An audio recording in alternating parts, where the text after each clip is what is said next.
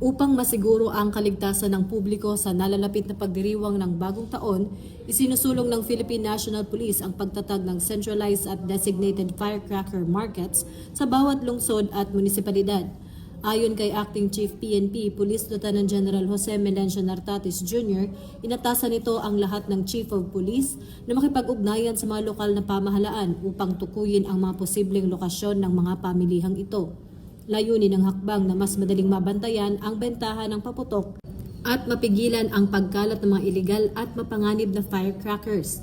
Ito ay bilang bahagi ng patuloy ng pagsisikap ng PNP na mapanatili ang kaayusan at kaligtasan ng mamamayan sa panahon ng selebrasyon.